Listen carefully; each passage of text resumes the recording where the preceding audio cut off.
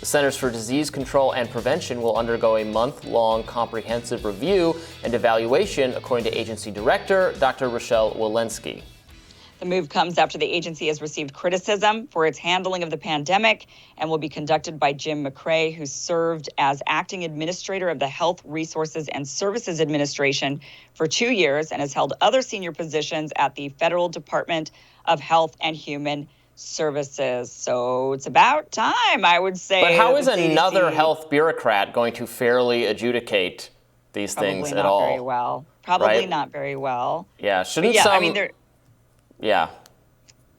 there definitely needs to be some sort of review of the CDC and their handling of the pandemic. Same thing with the FDA. I mean, there's several different, or NIH. I mean, we could go through the list, and you're right. I don't know how cozy one organization is with the other. And so, you know, I mean, all these health administration officials, are they going out partying together on the weekends, maskless, of course, you know, and they all know each other. So then when they investigate one another, it's like, oh, yeah, don't worry about it. I mean, it would be nice to know how connected are they in that way, right? Well, right, and I'm sure they're connected in the ideological sense, that they believe that it is necessary and proper and right and just for health decisions for individuals to be made at the level of government planning, that only, you know, a handful of quasi-democratically elected, but not actually really democratically elected, federal bureaucrats are the ones who get to decide when and whether tests, therapeutics, vaccines, et cetera, are approved, and when and whether there is compulsory masking, compulsory vaccination, et cetera. So the view that actually this should devolve to as local an authority as possible, to the individual level if possible, to non-governmental forces if possible. Like, I don't know who this person is. Maybe they have this wild libertarian streak or something, but I tend to doubt it, because if they did, they probably would never have been in that position. Yeah, it'll be interesting to see what this month-long review even is going to be going over, you know, and you know, which policies in particular are they going to be scrutinizing? Are they just going to be doing, kind of looking at everything, and then in the end they're going to say, oh, A+ CDC, you did a fantastic job. Right. You know, is that what it is? Is it being called on just because people are criticizing the CDC, or are they calling on it because they're feeling like, oh, you know, this is just something we do. It's just you know, par for the course whenever there's something like a pandemic or some other big event. And we give a lot. We criticize the NIH a lot. Very, you know, deserves it. We have lots of questions about how funding was being made, grant approval, you know, gain of function, all that stuff. Totally valid. And we criticize the CDC a lot, you know, on a day-to-day basis for whatever the guidance is and, you know, how nonsensical it is. Mm-hmm. But they really, you know, this agency for like all the good it did at the beginning, it did no good. It did negative. It did harm. Like, tests were not approved. Tests to help people figure out whether they had COVID were slow rolled by the CDC because of this totally misguided idea that we're going to have one government test, and we don't want tests if they're imperfect. You know, that could make people more confused than if they weren't tested at all, which was obviously ridiculous, because even an imperfect test would have helped people more than no test at all. In the early days, where, you know, getting COVID was a more serious thing than it is now, especially for an older person, and they totally screwed it up. It'd be better if the agency hadn't existed at that phase of the pandemic, and that is a pretty damning thing to say about a health agency. Wow. We expect it from you, though, as a libertarian, Robby, to say it shouldn't exist. You know, what's interesting about this review is that Dr. Walensky herself is putting in a lot of the tips and advice for making changes to the CDC. So, you know, what they're trying to do is they're going to look back, they're going to review.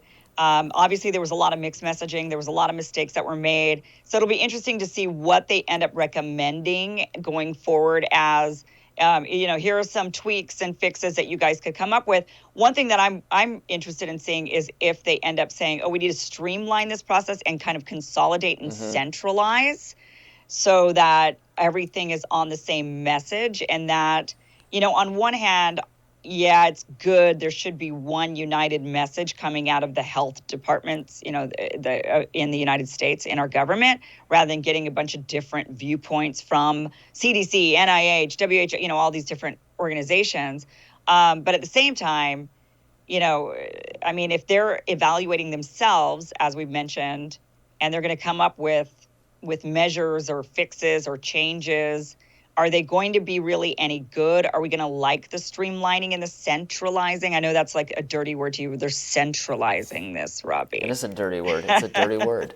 I want to see some dissension. Is there? And I want to know about it if there is. And there was some dissension, right, over the not in the maybe that wasn't the approval of boosters, right? That was there was a disagreement of opinions between various all people involved in this process. Which is fine because reasonable people can disagree about what and whether it's necessary for a person of a certain age to get a booster. Certainly, there's lots of disagreement about whether it should be forced on people. I don't think there should be disagreement about that. It should just not be forced on people. But the science has changed so much. And there's no sense of, well, are they aware of it? Are they just totally PR conscious? And then the data. I want to know more about what data is motivating their decisions at each point, because it often says, well, it's based on this study, and then we look at that study and go, actually, this wasn't a very good study. Why are you using this to inform your entire government approach? And then they deny that. Well, anyway. Well, my guess is they're not going to be talking about being more transparent to the American people in this review. I don't know exactly how the bureaucracy works, so I'm not sure if they can consolidate, let's say, CDC into the NIH. I wonder if they're going to, that's why we have the NIH, for example, it was because they wanted to consolidate 17 different health agencies, and they wanted to kind of, rather than having all of these different agencies kind of operating somewhat independently, they had to kind of put them together under one umbrella in order to have a cohesive plan and messaging and keeping everybody on the same page. And I'm curious, I don't know, so I'm just throwing this out there. I'm wondering if they're going to say, well, the CDC should now also be under the NIH in a way, and so it would just be Fauci and not Walensky in the future, for example. See, that's why centralization is scary.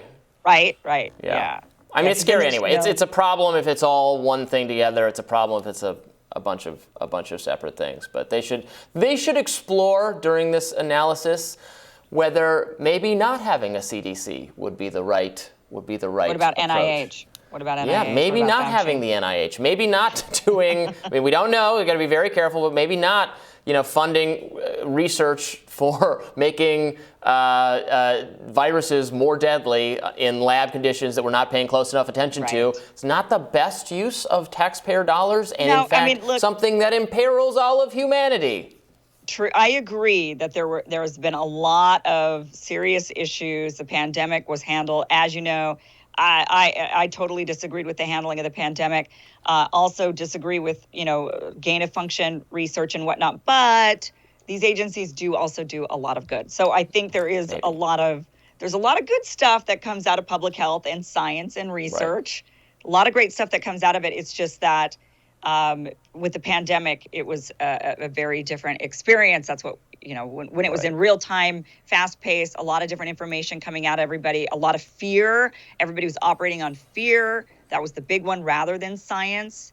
So I don't know, but we'll see what they end up doing in this month-long review, what the recommendations are. And then are they even binding, right? So they'll give the recommendations and say, we think you guys should do XYZ thing to fix this for the next pandemic, because that's what they're talking about. And we'll see if they even do it. Yeah, I'm never satisfied that there have been enough hearings of these people. Like Congress, call these people to account. How many times have we had the big tech CEOs, brought before Congress in what tend to be, to my mind at least, and I'm plenty critical of, many of these CEOs, but these end up being like embarrassing show trials. For Congress has no idea what to do about these problems and is much less informed about them than the people talking, and they have. What is the internet? Right. How about we do one fewer of those and have, Walensky and Fauci and all the rest answering. I mean, this has happened, but we should do it more. This is something this is a government agency. These are public health people. This is something Congress can and should take a firmer role in. And I don't know. They don't care. They just talk about it. They don't do anything. you're probably going to get your wish, I think, when Republicans take over Congress. I would imagine that they do. Oh, you better believe they're going to be. Am I going to get my wish, or am I going to get like some investigation of the Disney Corporation, like, which is not an endorsement of everything Fauci. Disney does? I get it, but they're going to totally go after Fauci. You can see Fauci being carted in there right now when it's under Republican control, and them going after him. Good. I don't know if Walensky will get it as much, but certainly I think Fauci will, and they'll be talking to him all the time about gain of function and all kinds of in China. I mean, don't you think Republicans are not going to miss an opportunity to be talking about China? I hope so, but I hope it's not just about Fauci, the person. It's about the institution and how this. So I just hope they don't lose focus on reforming the process and the institutions rather than just because it's not.